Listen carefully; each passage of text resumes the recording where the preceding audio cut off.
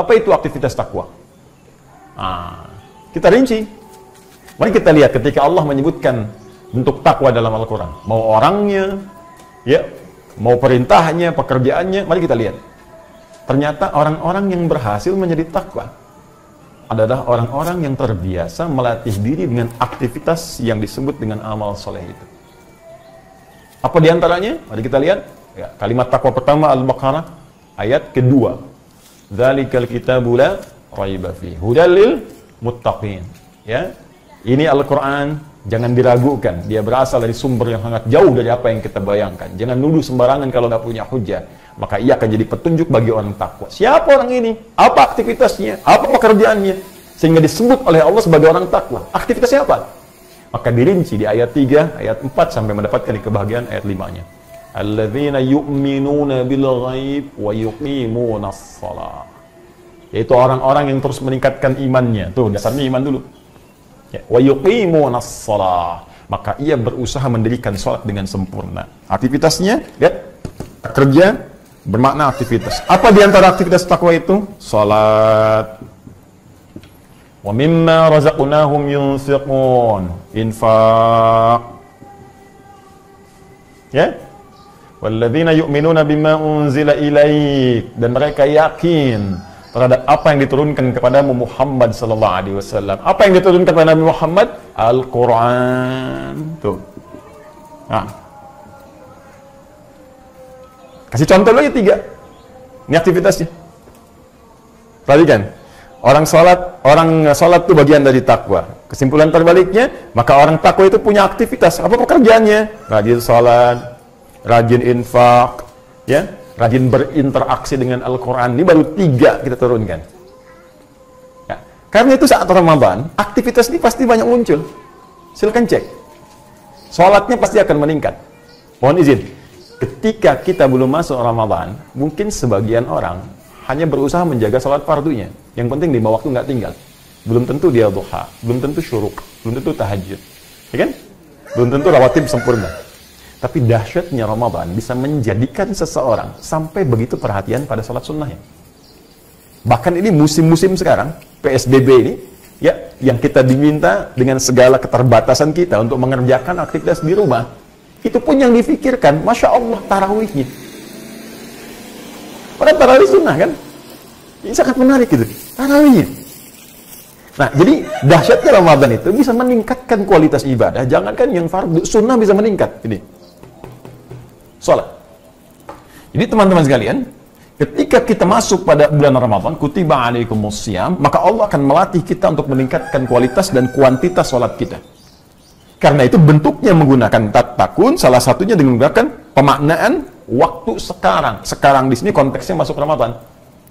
Di orang takwa itu, begitu masuk bulan Ramadannya, insya Allah bila tidak ada halangan kita mulai esok hari Jumat, ya begitu masuk sekarang, karena konteks ayat ini, ayat tentang Ramadan, dimulai puasanya.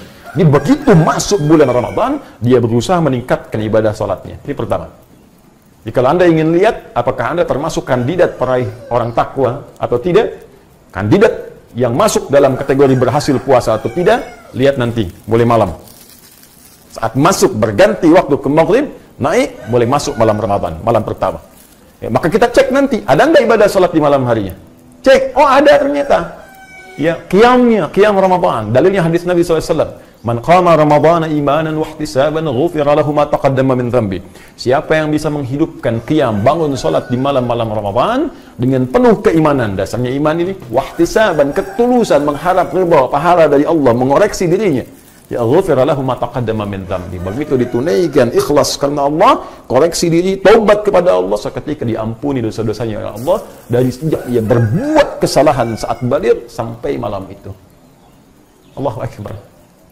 Bagaimana rahmat Allah diturunkan ketika ada hamba bangun di malam pertama Ramadan, malam Jumat lagi, ya Allah, Masya Allah. Kemudian dia sujud, minta ampun kepada Allah, ya Allah, hamba banyak salah. Tapi rahmatmu ya Allah melampaui segala murkamu. Maka hamba memohon rahmatmu ya Allah. Sujud dia, menangis. Ketika kemudian dia memohon turun ampunan Allah, terbayang, walaupun ajal tiba pada saat itu, kemudian dia wafat di malam pertama, dia sudah mendapatkan ampunan Allah Subhanahu wa ta'ala dari semua dosanya. Dan dia punya amalan pertama kali sujud. yang jadi kebanggaan di hadapan Allah. Bukankah kita dimuliakan dengan sujud itu? Ya, bukankah perkara sujud yang mengangkat kita dan merendahkan syaitan? Iblis tidak mau sujud. Ya, sedangkan kita mau sujud di hadapan Allah, dan dengan sujud itu malaikat diperintahkan untuk hormat kepada Adam alaihissalam. Jadi kalau manusia pernah punya amalan sujud, maka itu jadi salah satu kebanggaan di hadapan Allah Subhanahu wa taala. Karena itulah sujud yang kita lakukan dalam salat menjadi amalan pertama yang akan dihisab di hadapan Allah Subhanahu wa taala. Nah, ini jadi konteks ini sekarang konteks Ramadannya, jadi begitu masuk Ramadan salatnya meningkat. Nah, karena itu coba siapkan dari sekarang. Saya sarankan siapkan agenda Ramadannya. Salat apa saja yang bisa ditunaikan dalam sehari. Malam ada apa? Ada tarawih. Malamnya bisa ada kesempatan tahajud kalau nggak memberatkan kita untuk sahur kemudian dan beraktivitas esok harinya. Karena sekarang banyak di rumah, kita bisa hidupkan. Ya, kemudian masuk keesokan harinya 2 rakaat sebelum subuh. Ya, ada salat duha antara subuh ke zuhur. Ada qabliyah zuhur, ba'diyah zuhur. Saya ada pertanyaan Ustaz, kalau saya sholatnya di rumah, qabliyah masih berlaku? Tidak, masih berlaku. Karena qabliyah itu nggak ada kaitan dengan masjid dan di luar masjid. Walaupun sholatnya di rumah, ketika adzan berkumandang selesai, ada qabliyah, silahkan tunaikan qabliyah. Setelah selesai mau ba'diyah, silahkan tunaikan ba'diyah. Karena sholat itu ditunaikan bukan terkait dengan keadaan Anda di masjid atau di luar masjid. Rinci, sampai ke sebelum asar, ada 4 rakaat. Sebelum maghrib, ya, ba'diyah maghrib setelahnya.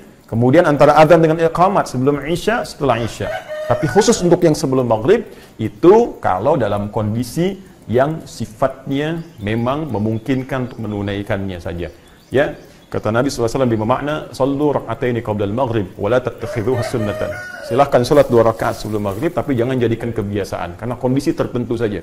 Ya, kenapa? Karena jarak maghrib ke isya itu begitu padat, mepet. Apalagi Ramadan saat ini, Anda mungkin buka dulu, jadi waktunya agak mepet ke isyanya, jadi Anda bisa langsung lakukan sholat maghribnya dan ba'diyah setelah itu.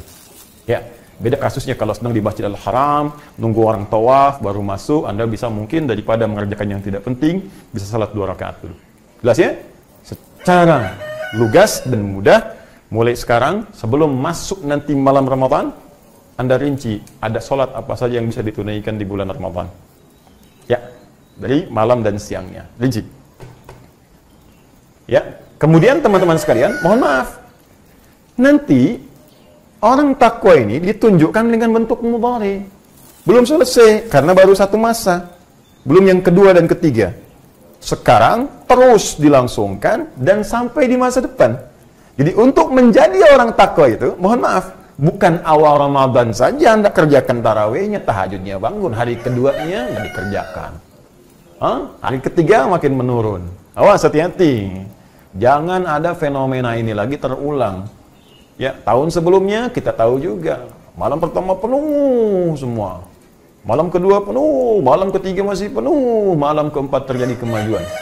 Sab maju, maju, maju. Ayo sekarang mau dipikir apa lagi? Mudik sudah Allah tanamkan. Pemerintah mengatakan dilarang mudik tuh. Udah nggak ada sekarang, ya, celah kita untuk ngeles di hadapan Allah lagi. Dulu masih ada alasan, 10 hari terakhir itikaf, ya Allah, hamba mudik ya Allah. Masih bisa di jalan.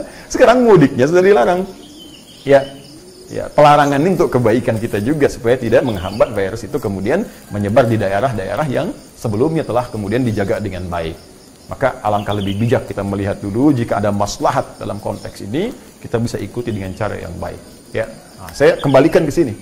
Sekarang full keadaan kita, full untuk bisa ibadah. Jadi kalau Allah sudah buat kita ini keadaan sangat bisa fokus untuk ibadah, belum bisa juga, lantas mesti digimanain lagi.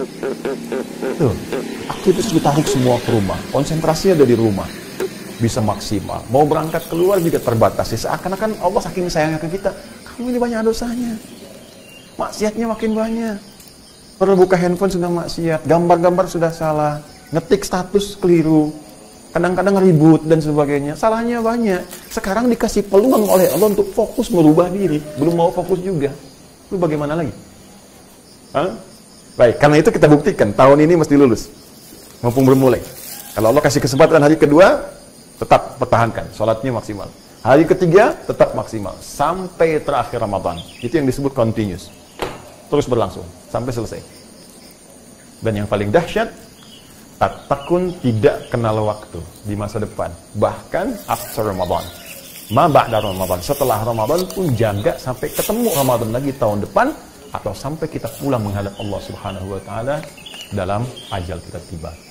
Jadi orang takwa itu diukur bukan saat malam pertama Ramadan, takwa diraih bukan saat hari kedua, hari ketiga sampai selesai Ramadan, tapi sampai kita jaga hingga ajal kita tiba saat kembali kepada Allah. Itu yang disebut dengan takwa. Maka dari sini siapkan mental kita sebelumnya.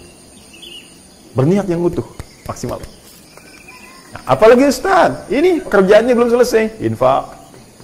Nah, karena itu sekarang kita siapkan anggarannya. Ya, nggak harus uang, infak itu kan wujudnya materi. Ada saudara kita lihat nih, teman-teman, dalam keadaan seperti ini, ya ada yang tentunya kita dapati tetangga kita, ada yang kesulitan, ya pekerjaan belum bisa ditunaikan sampai saat ini, berapa banyak kemudian karyawan harus sementara waktu kehilangan pekerjaannya. Ya, untuk dapat makan sulit, kisah banyak terdengar yang sudah nahan makan 2 hari, begitu bantuan datang, ajal kemudian tiba dan sebagainya. Barangkali ditampakkan oleh kita kepada Allah supaya kita semua bisa beramal saleh. Ya, kita jangan melihat ini beban si fulan. Tanyakan saja, keimanan kita akan mendorong kita untuk berbuat baik. Apa yang kita bisa lakukan sehingga ringan hisab kita di hadapan Allah Subhanahu wa taala. Sepanjang kita bisa melakukan itu. Walaupun kata Nabi hanya sebiji kurma. Walaupun hanya sehirup air. Sehirup kalau sekarang 1 sedotan, ya. Tapi itu kalimat kiasan ya. Ingat, kalimat kiasan. Jangan sampai Anda ke tetangga cuma 1 biji kurma. Ya, 1 sedot, sudah itu ambil lagi katanya. Kok cuma 1 sedot? Hadis Nabi, Pak, maaf. Bukan. Ya, itu Anda yang belum paham. Jadi, itu gambaran kata kiasan, saking pentingnya berbagi khususnya di bulan Ramadan untuk melatih kita. Dan pertahankan itu. Jadi kalau Anda lulus pada Ramadan, maka akan tumbuh sifat tawadhu, sifat dermawan, tidak rakus dengan dunia. Wah, kalau udah bisa ngalahin dunia enak deh pokoknya. Nggak ada beban. Nggak tekanannya nggak tinggi. Ini banyak orang tertekan itu karena kalah oleh dunia. Jadi ingin mendapatkan sesuatu, kadang-kadang yang belum dibutuhkan. Banyak yang aneh manusia itu. Ya, Anda itu, saya, kita tidak dihisab untuk yang besok, dihisab tuh yang sekarang. Ngapain Anda banyak mengerjakan untuk yang besok? Merencanakan itu harus, tapi memberikan beban untuk sesuatu yang belum tentu Anda dapatkan dan Anda kerjakan untuk apa? Maka nikmati kehidupan. Allah atur rezeki kita, Allah atur ibadah kita. Kenapa kemudian kita ikut mencari sesuatu yang belum diatur?